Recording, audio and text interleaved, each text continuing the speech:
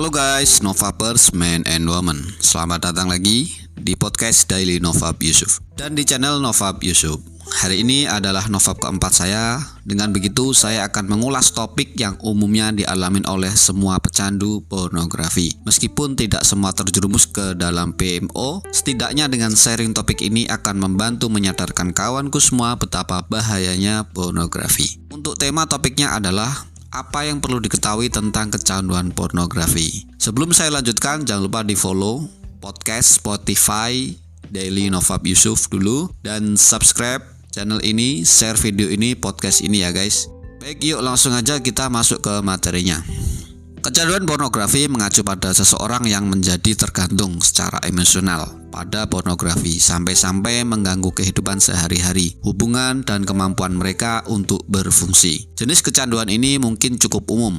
Beberapa dokter menganggap kecanduan pornografi sebagai gangguan hiperseksual, istilah umum yang mencakup perilaku seperti masturbasi berlebihan. Menurut sebuah studi tahun 2019 menunjukkan bahwa prevalensi gangguan ini mungkin sekitar 3-6%. Namun tarifnya sulit ditentukan karena kurangnya klasifikasi formal. Kecanduan pornografi tetap menjadi masalah kontroversial, dengan beberapa penelitian menunjukkan bahwa itu sama sekali bukan kondisi nyata. Teruslah menyimak untuk memahami lebih lanjut tentang kecanduan pornografi, termasuk penyebab, gejala, dan beberapa cara untuk mengatasinya. Diagnosis kecanduan pornografi masih kontroversial dan tidak semua terapis akan mengakuinya. Selain itu, para peneliti telah menghadirkan berbagai model tanda yang berbeda.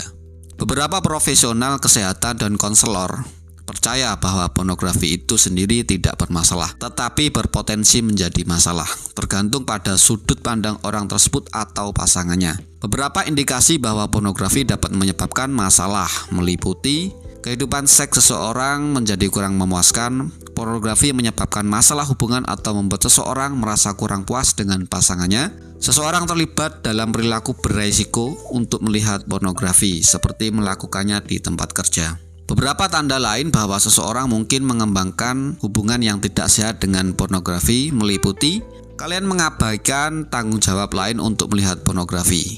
Kalian semakin melihat pornografi yang lebih ekstrim untuk mendapatkan rilis yang sama dengan pornografi yang kurang ekstrim yang pernah ditawarkan. Kalian merasa frustasi atau malu setelah melihat film porno tetapi terus melakukannya.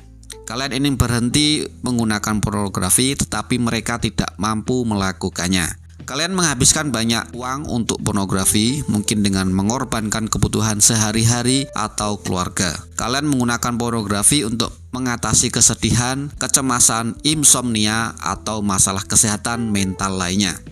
Selanjutnya kita akan ngebahas tentang apa itu kecanduan. Kecanduan lebih dari sekedar minat yang kuat pada sesuatu. Ini adalah kondisi medis yang mengubah otak dan tubuh dan menyebabkan orang tersebut merasa terdorong untuk terus menggunakan zat atau mengambil bagian dalam suatu aktivitas. Bahkan ketika melakukannya dapat menyebabkan bahaya. Sebagian besar penelitian tentang kecanduan menunjukkan bahwa itu mengaktifkan daerah di otak yang terkait dengan motivasi dan penghargaan. Secara khusus, kecanduan mengubah sistem dopamin tubuh. Ketika seseorang dengan kecanduan awalnya menggunakan zat atau terlibat dalam perilaku, mereka menerima aliran dopamin yang intens, menyebabkan pasangan senang dan penghargaan. Seiring waktu, tubuh mereka dapat menghasilkan lebih sedikit dopamin dan bergantung pada zat atau perilaku untuk merasakan aliran dopamin. Seks bisa menjadi perilaku yang sangat bermanfaat dalam hal dopamin. Menggunakan pornografi juga dapat mengaktifkan sistem dopamin, berpotensi menyebabkan kecanduan. Kecanduan juga mempengaruhi aspek lain dari otak, mengubahnya secara terus-menerus dan membuat orang tersebut semakin sulit untuk menghindari zat atau perilaku adiktif. Selanjutnya kita akan ngebahas tentang bagaimana pandangan peneliti tentang pornografi. Sebuah studi tahun 2017 dari pria yang mencari pengobatan untuk penggunaan pornografi atau disingkat PPU menemukan perubahan pada otak peserta yang konsisten dengan kecanduan. Para peneliti menemukan bahwa otak pria dengan PPU bereaksi berbeda terhadap gambar erotis atau antisipasi mereka dibandingkan otak pria tanpa PPU. Penggunaan pornografi juga dapat mempengaruhi hubungan orang-orang. Misalnya, beberapa penelitian menunjukkan bahwa pornografi menciptakan ekspektasi seks yang tidak realistis. Sebuah studi tahun 2013 menemukan bahwa di antara peserta laki-laki heteroseksual dalam pasangan, penggunaan pornografi dikaitkan dengan kepuasan seksual yang lebih sedikit. Sedangkan yang sebaliknya berlaku untuk peserta wanita, pornografi dikaitkan dengan kepuasan seksual yang lebih besar. Mengekspos pornografi itu mudah dan membutuhkan usaha yang jauh lebih sedikit daripada berinteraksi dengan pasangan. Bagi sebagian orang, ini dapat berkontribusi pada siklus yang tidak sehat, di mana pornografi menyebabkan masalah dalam suatu hubungan, membuat orang tersebut semakin bergantung pada pornografi untuk mencapai kepuasan seksual dan menghindari masalah hubungan. Tidak semua penelitian mendukung gagasan bahwa pornografi itu adiktif. Sebuah studi tahun 2014 menekankan bahwa banyak penelitian tentang kecanduan pornografi telah dirancang dengan buruk atau bias. Para penulis mengingatkan bahwa sedikit bukti yang mendukung hubungan kausal antara penggunaan pornografi dan efek berbahayanya. Sebuah studi tahun 2015 menemukan bahwa di antara peserta yang melaporkan melihat rangsangan seksual visual yang berlebihan atau bermasalah, jalur kecanduan otak yang biasa tidak ada. Otak menunjukkan peningkatan aktivitas saat terpapar zat adiktif, tetapi partisipan yang bersangkutan malah menunjukkan penurunan aktivitas otak saat melihat rangsangan.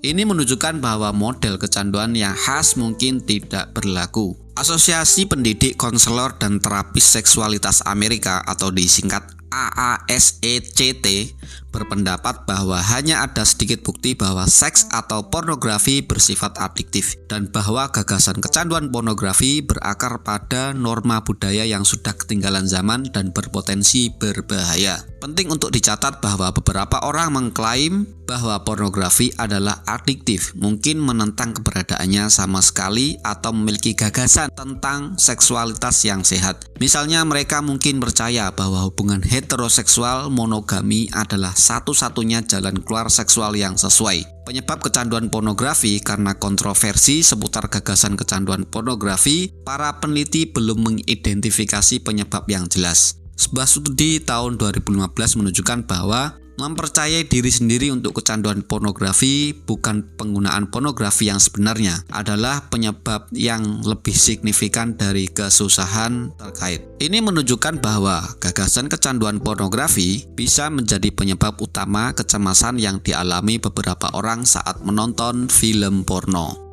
Sementara itu, para ahli dan pendukung yang mendukung keberadaan kecanduan pornografi berpendapat bahwa seperti kecanduan lainnya, ini adalah masalah yang kompleks dengan berbagai kemungkinan penyebabnya. Selanjutnya kita akan ngebahas beberapa penyebab seseorang terjerumus ke dalam pornografi. Pertama, kondisi kesehatan mental yang mendasari. Seseorang mungkin menggunakan pornografi untuk menghindari tekanan psikologis. Kedua, masalah hubungan. Pornografi bisa menjadi jalan keluar untuk ketidakpuasan seksual.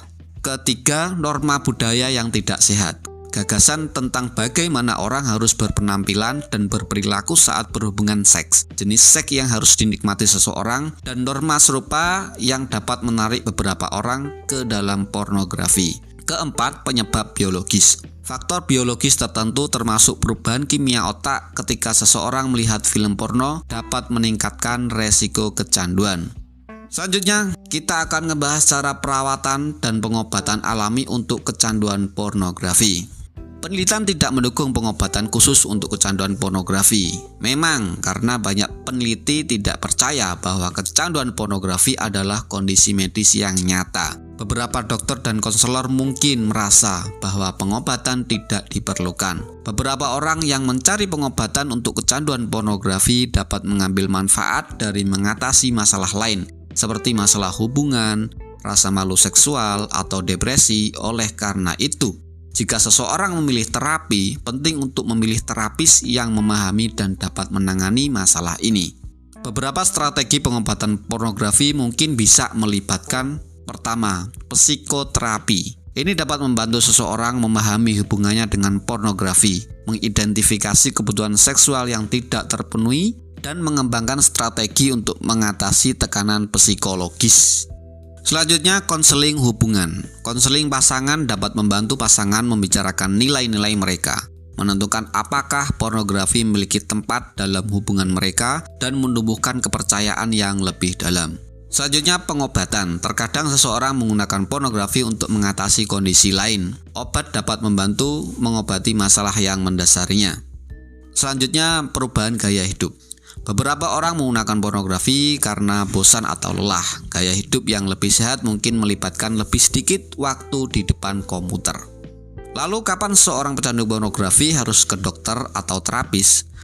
Seseorang harus menemui dokter apabila: pertama, kalian mengalami kesulitan orgasme dari seks dengan pasangan. Kedua, kalian mengalami peningkatan disfungsi seksual, seperti kesulitan mempertahankan ereksi atau pelumasan sebelum berhubungan seks. Ketiga, seks menjadi menyakitkan. Keempat, kalian mengalami atau pernah mengalami kecanduan lainnya.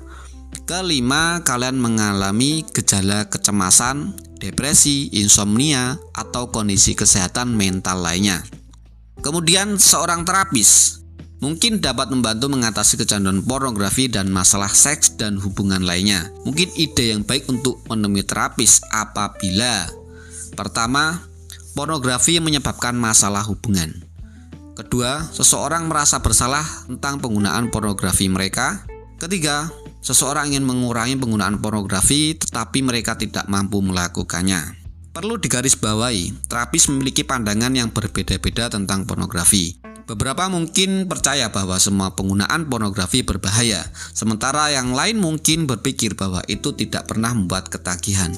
Siapapun yang mencari perawatan harus memiliki terapis yang nilainya selaras dengan nilai mereka sendiri. Wawancara terapis dengan keyakinan dan filosofi mereka sebelum melakukan perawatan. AASCT atau Asosiasi Pendidik, Konselor, dan Terapis Seksualitas Amerika. Kalau di Indonesia ini seperti lembaga penyedia kecanduan, itu masih belum ada ya kayaknya. Menawarkan daftar terapis dan konselor seks bersertifikat yang mendukung perawatan seks positif dan dukungan berbasis penelitian. Kesimpulan materi yang saya sampaikan adalah sebagai berikut. Pertama, menonton pornografi secara berlebihan dapat menyebabkan masalah serius, apakah itu kecanduan atau tidak dalam pengertian medis tradisional. Kedua, meskipun ada ketidaksepakatan tentang penyebab kecanduan pornografi, pengobatan biasanya melibatkan mengatasi masalah mendasar yang dapat berhubungan dengan kesehatan mental. Bagi sebagian orang, perubahan gaya hidup sederhana dapat membantu.